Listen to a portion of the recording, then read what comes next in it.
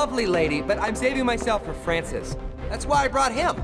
I prefer not to hit a woman, so please play. Hey guys, so we have Greg LaSalle in the studio today to talk about his experience making the movie Deadpool, which is pretty freaking incredible. So I have seen a lot of credits for you on this movie. I think I have motion capture artist, the face of Colossus, and a facial motion capture supervisor. So to start, what exactly did you do on this movie? Two things. Basically, I'm the actor that does the facial performance for Colossus using a new technology that transfers high-resolution data from the performance to the final character, in this case, Colossus. And I oversee that process for a visual effects company, Digital Domain, in Los Angeles. Can you talk a little bit about the motion capture system as it pertains to Deadpool specifically? Like, what actually do you do when you sit there? Like, what happens to make Colossus come to life on screen? Well, I think there's two phases. One is there's the character design, which everyone will see when they see the film. And then there's the performance side, which in this case, it's of a different voice than mine, and that's recorded first, and then I rehearsed all those lines to make sure that my lips were in perfect sync with that dialogue. Then when we're filming, it's very traditional. It's working with Tim Miller, the director, to say, oh, in this shot, this is what Colossus is doing, this is his behavior, he's frustrated, he's happy, he's whatever.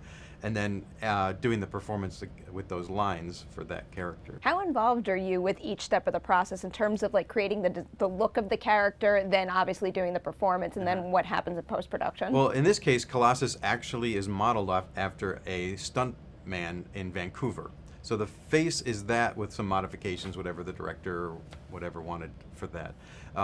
My job is really to oversee the capture side all the way to the final delivery of the data.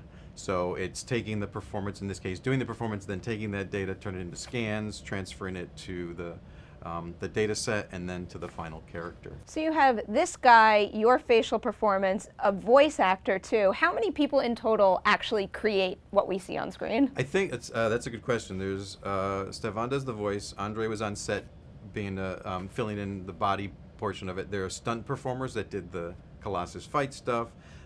There's the stunt man whose face it is, so there's at least 5 or 6 different people. And it's kind of cool because you can take a character and now take the best of what people can offer and create a conglomerate character out of it. Do you guys all do your own job, or do you ever get together and say, this is what we're going to do with the character? Actually, we've never met. I'll meet some of the people tonight for the first time. There should be like a big Colossus group photo. There should be. Maybe we'll have a reunion for Deadpool 2. And how is it working with Tim on the performance? Does he talk much about, what the other guys are doing so that you can keep that in mind? A little bit. Tim and I have known each other for a long time, so the working relationship is really good, and we spent a lot of time actually cracking each other up. When it came time for doing Deadpool, I had the luxury of shooting Colossus late, so they had already done all the filming. We didn't start filming Colossus until September.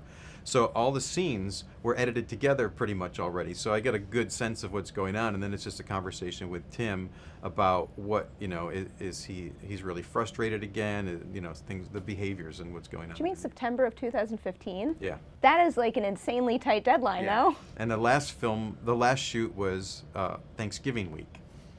So this stuff went in right at the end. Is that the typical timeline for what you do, or is that No, I think Tim was really smart. He to save money or not spend money unwisely, CG characters cost a lot of money to put in films. So by editing the film together, making sure it was all going to work, and then you could change the dialogue to see what was going to be funnier or what was going to work better, and then do the filming of the character. Oh, that makes sense. Yeah. Can you backtrack a little and talk about what you did on the test footage that everybody kind of fell in love with? Oh, so yeah, if you've seen I don't remember how many years ago that was. It's about 4 or 5 years ago. And if you see that, you'll notice that except for Ryan playing Deadpool, all the other bad guys are the same face and head.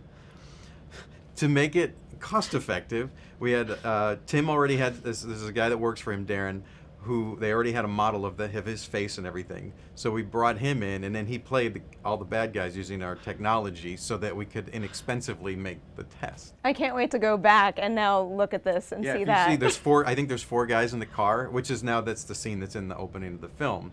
It's the same person in all 4 scenes. And what was different from making that to how you made the movie now? Did anything change drastically? Yeah, well, we hadn't invented the technology now to transfer the performance to the final character, so that's done a little bit differently. Since it's actually the same actor and the computer model is exactly the same as him, that's a little easier to get away with transferring the data. But to transfer it to something that doesn't look anything like the actor is a much more complicated process. So Deadpool's really the first time on a big character that this is being used in a film. What's the most difficult scene for you to do? Is it something where Colossus has to like interact with a practical item on set? No, this one's really easy because Colossus throws up.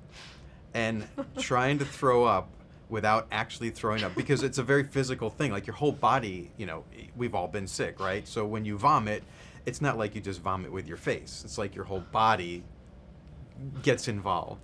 So as we're doing it, and it's like just rolling, and you're getting more, you're like, okay, I'm getting more into vomiting, I'm getting more, and then all of a sudden your body just goes, it's time to vomit, and it starts to do it. So it's like you're doing everything you can to do it without actually spitting anything onto the camera. I was going to say, it must be a pretty costly error if, you know, you went a little too far. It's costly in a number of ways. One, you hyperventilate when you do it over and over and over again. So Tim's like, cut, he's going to fall off the chair, he's going to pass out. Is there any scene you're most proud of when you see it on screen, like that kind of exceeded all expectations you had? Yeah, actually, it's really funny. There's a scene where he's fighting, and there's a huge close-up. Colossus faces the entire screen, and it's in slow motion, and his cheeks, and he's screaming, his mouth open, and his cheeks are flapping in and out. And I think that's a really great showing off of the way the technology works, because that'd be very difficult to animate by hand, but it looks really cool in the movie. Now, you have a long resume as a motion capture artist, so how did doing Deadpool compare to those films? Was anything else much more difficult than this was?